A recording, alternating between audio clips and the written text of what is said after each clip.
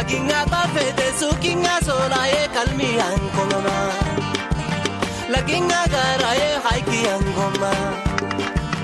Laginga tafete sukinga solaye kalmi angoma ኢንጂነር አዛኪያ አልፊዮናቲ አብጋሽ ባርካ አትርከብ ኩልኩ እትበሃል ገጠሪው ተወሊድ ዓብዩ ወላዲቱ ኩቱር ህርፋናይ ትምርቲ ስለዝነበራ ውልዳ ዝሓሸ ናይ ትምርቲ ዕድል ኣብ ዘሎ ቦታ ወሲዳ ከተምህሮን ብምሕሳብ ናብ ከተማ ባሮንቱ ገዓዙ ኣብዙን ካብተን ኣገልግሎት ትምርቲ ዝህባ ዝነበራ ትካላት ኣብ ዝሓሸ ኢላ ዝኣመነቱ ልያ መስጊባቶ ከምቲ ዝሓዘበቶ ድማ ኣዛኪያውን ኣብ ትምህርቱ ይሓመቐን ንመሳቱ እናበለፀዩ ትምህርቱ ዝከታተል ነይሩ ከም ዝናበለ ድማ ናይ መባእታን ማእከላይን ደረጃ ትምህርቱ ኣብ ባሮንቱ ድሕሪ መክታል ናይ ካልእ ደረጃ ትምህርቲ ንመቐጻል ናብ ከተማ ተሰነይ ተጋዒዙ ኣብ ቤት ትምህርቲ ካልእ ደረጃ ሳግም ድማ ናይ ካልእ ደረጃ ትምህርቲ ቀጺሉ ድሕሪ ድማ ናይ ካልእ ደረጃ ትምህርቲ መቐጻልን ሃገራዊ ግቦን ምፍጻምን ንሳባ ወሪዱ ኣብ ሃገራዊ መልክዕ ፈተና ማትሪክ ድማ ናይ ዲግሪ ነጥቢ ረኺቡ ናብ ኮሌጅ ኢንስቲትዩት ቴክኖሎጂ ኤርትራ ማይንፊት ተጸምቢሩ ኣብ ዝወን ናይ ሓደ ዓመት ድሕሪ መምሃር ንዓውዲ ሕርሻዊ ምህንድስና ስለዝመረጸ ናብ ኮሌጅ ሓመልማሎ ኣምሪሑ ድሕሪ ናይ 5 ዓመት ትምህርቱ ድማ ብልዑል ነጥቢ ትምህርቱ ኣብ 2013 ዛዚሙ ነዚ ሕጂ በጽሕዎ ዘሎ ደረጃ ንኽበጽሕ ኣብ ጉዕዞ ናይ ትምህርቱ ሓገዝ ስድራቤቱ ብፍላይ ድማ ናይ ወላዲቱ ኣዝዩ ዕዙዝ ተራ ከም ዝነበረዩ ኣዛኪያ ንድሕሪ ተመሊሱ ዝዝክር هو دحانيو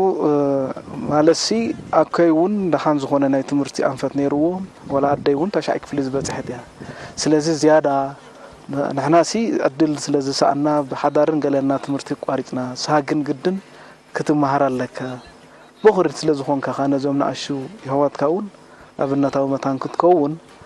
جدا صبوت تمرتي كتب مهارة لك إلى تتابعني قومون حاتني مسانا بحنساب سلازي نبرد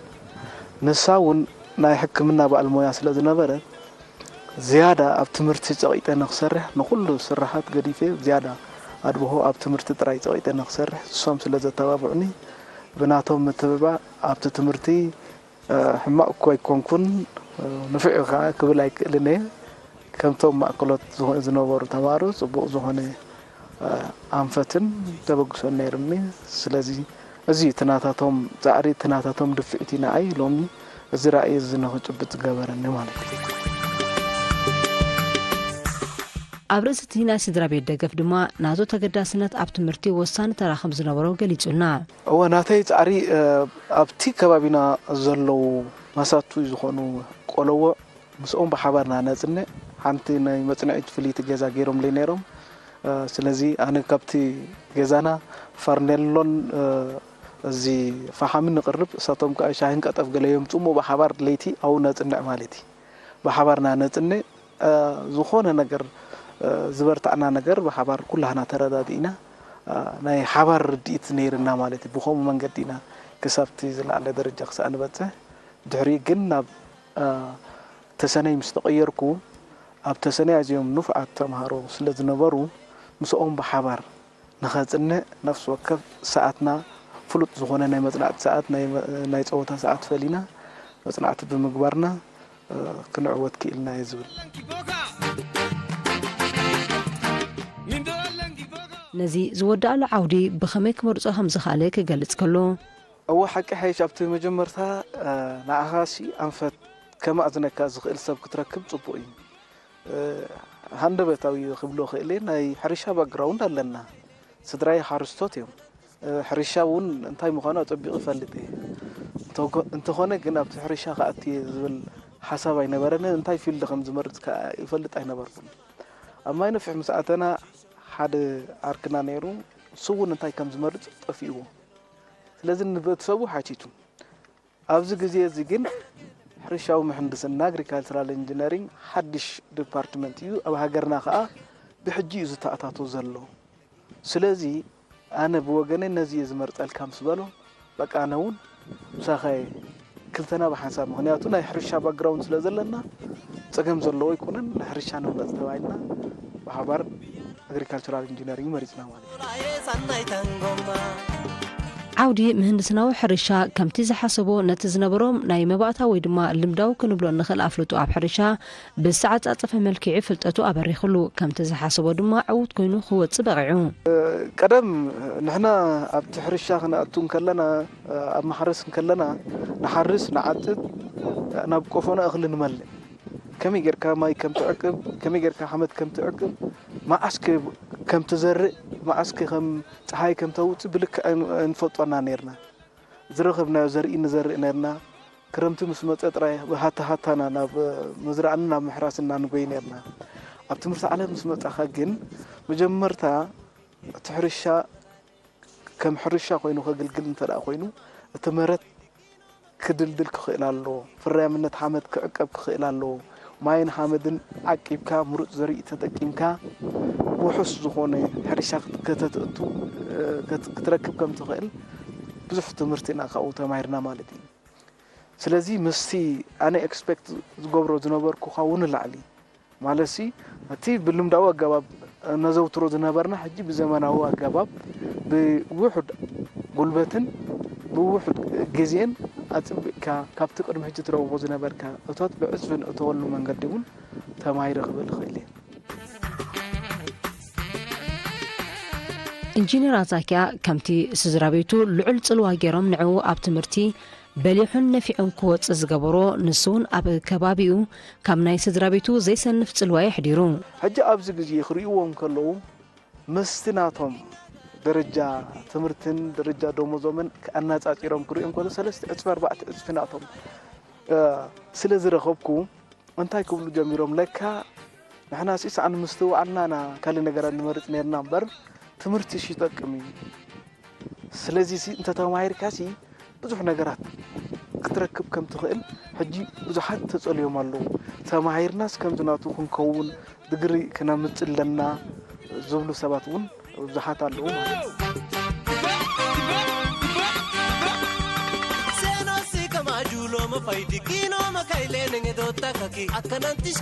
أبو جوزو حدا تمهاري دقف سدرابيت اتقان مستي عوض تمهاري كم زخوني أزاكيا كابتناتو تموكرو تبقيسو ززارب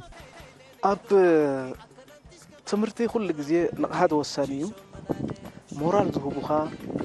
زتابوها سبات أبقون خنتلو كوز عبد سجايرنا تمرت مالت تمرت بزي مورال زخونة نجار تجبر يتخلنا ولا ون ماتيريال زخونة حاجة أنت زي هابوها سنة أمراوي نوع حسب مثلا نقول صدرخات جبرولك حاجة لأنه ما نم نجار سلزي صدراي طلعوا سب نخون نخالوت ون الرأي متخون ما ألتاويهم أبي زخونة نجار كابتن كالوت فليهم كمان زعبا تمرتي قبل كله زخونة نجارين زدالوا لي زجزوا لي زتابعوني سلازي نحد السب تفتزل على درجة نخبط لكن كان مسارتها والنجار انت دايلنا نجاراوي زخونة حاجة زخونة حسابه زخونة حاجة حنات زخونة زي ما أذن كسب نسخات صباح نجو كم زخت كونها زبلة كسب نترغيبك أزي خا لو تتمت أب نقصناتو يعني فلتنا تمرتي جانا مباطا ناتمار أب تمرتي زنبرو أما لغتا فليو مالت أب تمرتي قدوسيو طعمها نفعي باتز جمرقا قصاب زي حجي بتحوى زلو درجة دليت ويتتقدى سنة أب تمرتي باتز جمرا قصاب حجي أيقارس أنا له نالع على خيدو حجون الدل نتلو كغتسل كم زخيل ترايد فلت أنا دحر ممرقو نا مينستر تمرتي تمديبو نتي بنصا بزي زخونه كفلي زمهارو حزب منغستن موسون مملاس دما سرحو احادو يفلمو أبتس تمدبو بيت تمرتي كمناي فيزيكس ممر كينو كسرح جمره انتخونه جن ازاكيا اب قانقا انجليز فلي زخونه تقداسنتن ملكتن سلازنبرو مسرسه ممهر بمردا انا بقانقا انجليز سجرو أبزعود تمرت دما تمهارو بخردو زخولو قلل زبل أجابابن تمهارو كساتفو زخل أجاباب إنها تختل دما أزيد سبق زخنا سرحك سرح ترايو كموتي دما عبت تمرتي أزيوري زخنا لوتي أبقى أنجليز كمت كيلو سلازم بزحات تمهارو كمزي إنجليش كلابيلنا كيفيته ኣብቲ እንግሊሽ ክለብ ዳይሬክተር ኣዝዩ ንፉዕ ዝኾነ ዳይሬክተር ስለ ዝነበረ ንእንግሊሽ ክለብ ዝኸውን ቴብን ቴሌቪዥንን ኣፍቂዱልና ንተምሃሮ ኢንትረስትድ ዝኾኑ ብምልኦም ናብኡ ብምፅዋዕ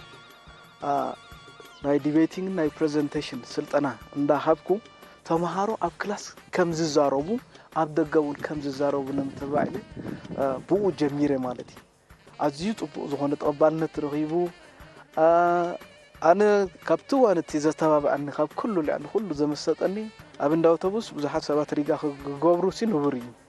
ኣብ ቤት ትምህርቲ ተምሃሮ ነቲ ዘምፀእኽዎ ኣውዲዮስ መላኣልና ክብሉ ልዕሊ 300 ፍላሽ ሒዞም መፂኦም ሪጋ ክገብሩ ምስ ረኣኽዎ ወላ ዳይሬክተር እውን ሰንቢዱ ክሳዕ ክንድዚ ድዩ ተምሃራይ ሲ ለውጢ ዝደሊ ኢሎም በዚ ተተባቢዖም ኣኽብሮት ዘለዎ ኮይኑ ወላ እውን ኣብቲ ተገዳስነት ኣብ ኣመሃርኡ ኣብ ተምሃሮ ዘሎ ኣካይዳ ብዙሕ ነገር ማለት እዩ ፍሉይ ለውጢ ከምፅእ ዝኽእል መምህር ካብ ኩሉ ኤነርጂቲክ ነይሩ ካብ 10 ክፍሊ ማለት እዩ ካብ 2014 መምህረይ ነይሩ ናይ እንግሊሽ መምህር ነይሩ ማለት እዩ ሕጂ ከም መምህር ኣብ ኩሉ ዝገብሮ ነበረ ንጥፈታት ኣዝዩ ብዙሕ ኣወንታዊ ጎንታት ነይርዎ ኣብ ክላስ ኣትዩ መጀመርታ ዝገብሮ ንጥፈታት ወላንቲ ኣብ ግዚኡ ኣጠቃቅማ ዘሎ ኣየብኩርኒ ነይሩ ሓድሽ ነገራት ዝኸፈተ እውን ነይሩ ከም መምህር ማለት እዩ ናይ እንግሊሽ ክለብ ከፊት ነይሩ ኣብታ ቤት ትምህርቲ ላብ ነራትና ናይ ኣውዲዮታት ብዙሕ ኣምፂኡ እውን የስማዓና ነይሩ ማለት እዩ ካልእቲ ብቕዓቱ ኮምፒቲሽን ስፕሪት ንብሎ ምሻሎ ናይ ምውድዳር መንፈስ ኣብ ተምሃሮ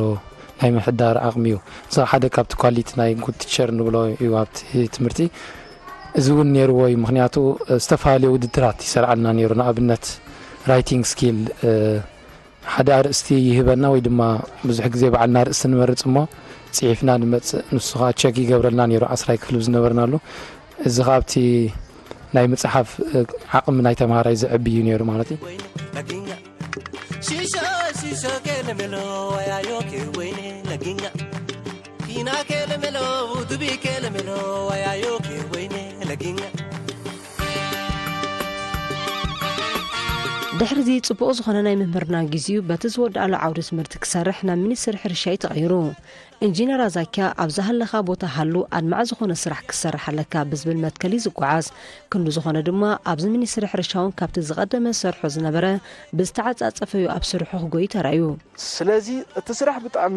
ጽቡቕ እዩ ብፍላይ ብምንታይ ጀሚርና ኮምፖስት ኣታቲና ያለና ኮምፖስት ኣብ ግራት ሓረስቶት ጀሚርና ነርና بحكي بحرستوت أزيز طبق زخون تقبلنا رخيبنا لنا صوت راي زي كونس كم زي فساس دخيلنا بعلو كم ناي تحيي بحرين كم فساس دخيلنا متعد آسان أبارنتو بمأكلاي بتحفظ توهابنا فتناون أكيدنا أزيو عود فتنة ينيرو ونياتو أبت فتنة عود زجوبرو نجار نتلو دمت ناي حرستاي ما أرخني تقبلو حرستاي ما أرخني تتقيملو حرستاي ما أرخني تعجبونه تخسي ونياتو نحنا نفتنة إلنا خنا نقرب كلنا نتحرستاي نجارنا أزي دخوع زلوا تدخوع زي بولن دابلنا بنحنا تراي بخستاي نفوتو بربعتي كفافيلنا زلون زي بولن داجبرنا أبيلنا كجرمكي تحرستاي أزي بلح مهالوس سلام انت هذا اتخالي ستصبون كلوس إذا حدث مرة تقول شيء زلوا زي عبد زلوا لنا سلازين تهاي يخوينو تدخل يصرح خم زلوا زري ملكتي سلازي حرساي نبعلو أستوعلو تزلون زي بلو مخانو أي نجرنا جن إذا سي مرة ما قالوا نعبا بجهنا زي جبر لنا إحنا كون لنا purposely بزلون زي بلو نجبرنا سلاز برنا مالك سلازي أبزي حرستوت بتعامي أطبو درجة نقحات كم زلوا ويزري عب مدى بسرحن ريناون دي سواهب سرح أبجوزي يتكبر ساعات سرح بجوبو يتكبر كال بالعلاوة أكلات يكون بحلفت استوهبو مدى بسرح كل جزء أبجوزي أمس تكبري بتوسعي نحلفتهن نعبالات كل جزء ممكن ትምህርቲ ኣማሃብንዩ ዝርከብ ማለት እዩ ነዚ መጓሳጎዝ እዚ ከም ዝብለካ ክሳብ ማእከላይ ቦታ በፂሕሎ በዚ ሕጂ ናብ ቋንቋ ኹናማ ቀይሩ ከዓ ነቲ ሓረስታይ በትንዑ ዝርድኦ ቋንቋ ገይሩ ኣዳልይዎሎ ማለት እዩ ስለዚ ኣብ ስርሑ ኣዝዩ ንፉዕ ብሉፅ ቅዱስ እዩ ኣብ ከምዚታት ንብሎ ዘለና ኣብ መደባት ምውፃእ ኣብቲ ንሰብ ከመይ ጌርካ ትቕይሮ ብየናይ ቋንቋ ኢኻ ትረድኦ ከመይ ጌርካ ብዝቐለለ ቃላት ገይሩ ነቲ ሓረስታይ ከም ዝስወጦ ገይሩ ከም ዝርድኦ እንዳገበረ ማለት እዩ ኣዳልዩ ብጣዕሚ ንፉዕ እዩ ካልእ እውን ኣብዚ ናይ ኮምፖስት ናይ ምድላው እውን ትምህርቲ ካብቶም ቀዳሞት ናይ ትምህርቲ ዕድል ዝረኸበ ኮይኑ ኣብቲ ናይ ኮምፖስት ኻ ንኣባላት ኹን ንሓረስቶት ኹን ስልጠና ኣምሃብ ይርከብ ኣሎ ማለት እዩ ስለዚ ኣዘክያ በዚ ዘለዎ ኣብዚ ቦታ ኣዝዩ ኣገዳሲ ሰብ እዩ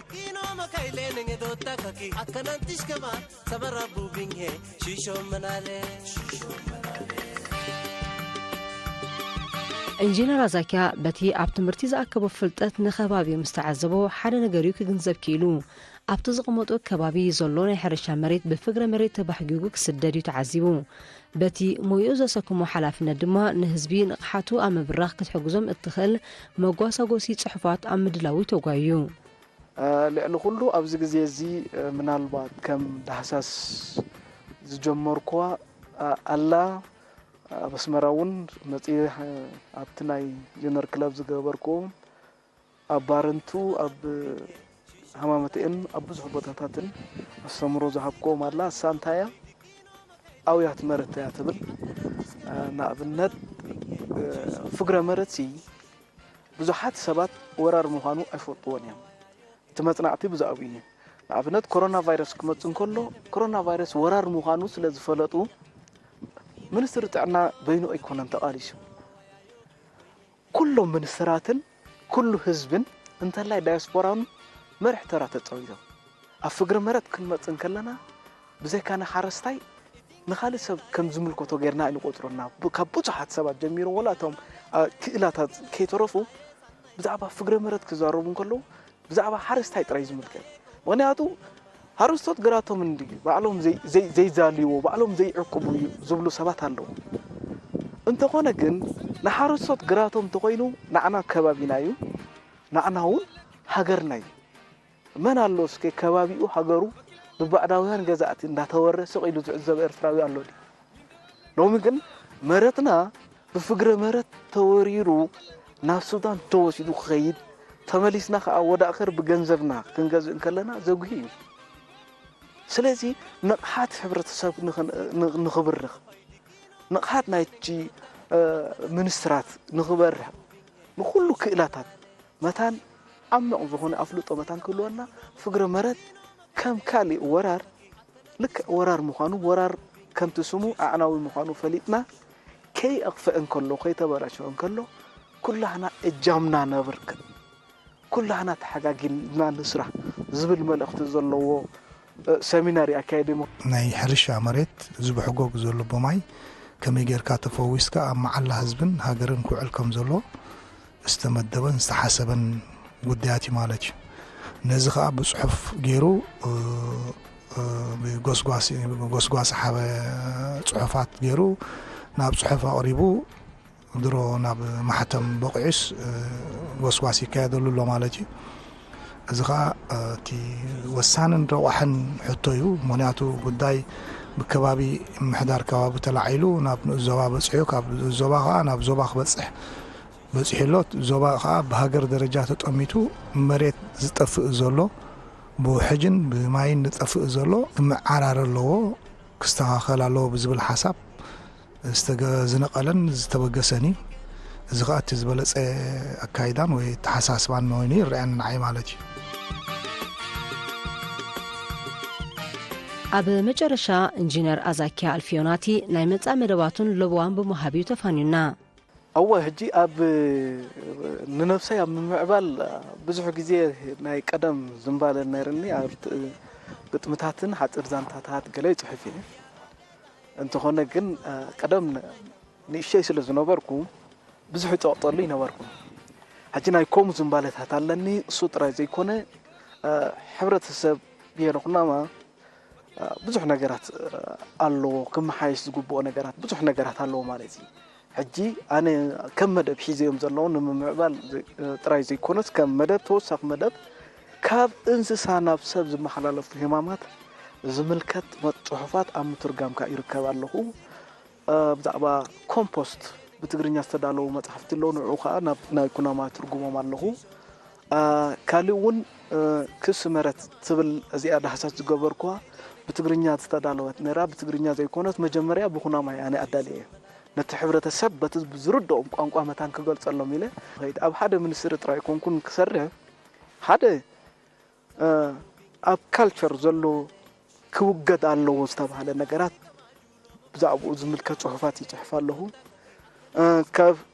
እንስሳ ናብ ሰብ ዝመሓላለፉ ሕማማት ብልክዕ እንታዮም እንታይ ጥንቃቐታት ክገብሩهم ዘለዉ ካብ ክእላታት ዝወሰድኩም ጽሑፋት ኣለዉ ንዑ የብሎም ኣለዉ ኣብ ብሄር ኩናማ ጠቕላላ ክውገዱ ኣለዎ ክሳብ ሕጂ እውን ክጸንሕ የብሎም ንብሎም ባህልታት እውን ንዖም ኣብ መጽናዕቲ ይርከብ ኣለኹ ማለት እዩ ንነፍሰይ ንሕብረተሰብን ዝኸውን ስራሕ ንክሰርሕ ኢንሻአላ አምላኽ ዕድመ ይሃበና ዝብል ማለት እዩ ኣወ ሕጂ ትምህርቲ ኣይርከብኒ ትምህርቲ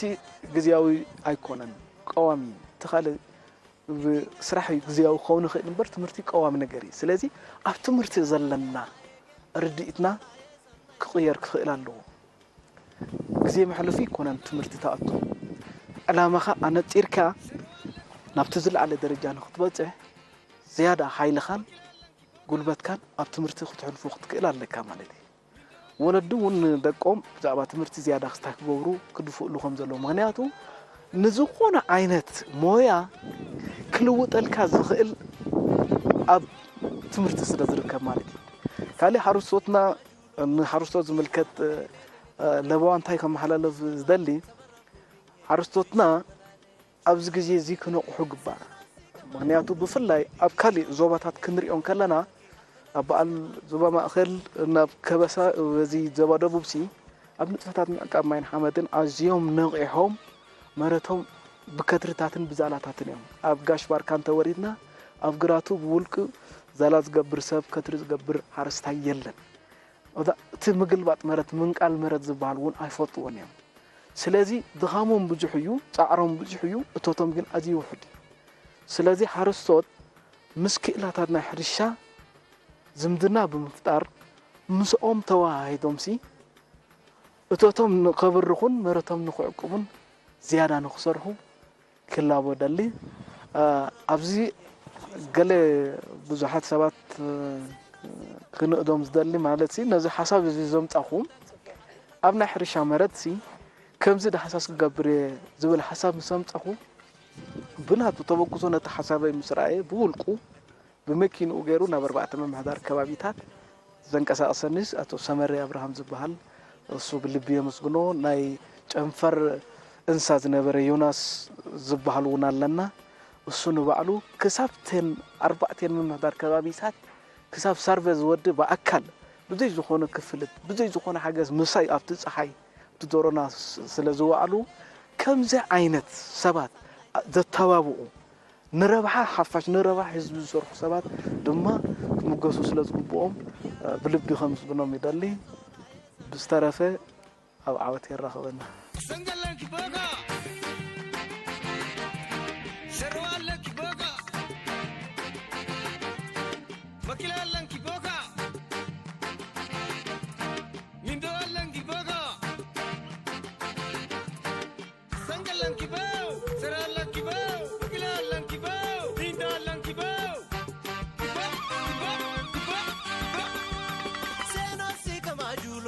Dikino makailene ngedota kaki akanantish kaman sabarabu binghe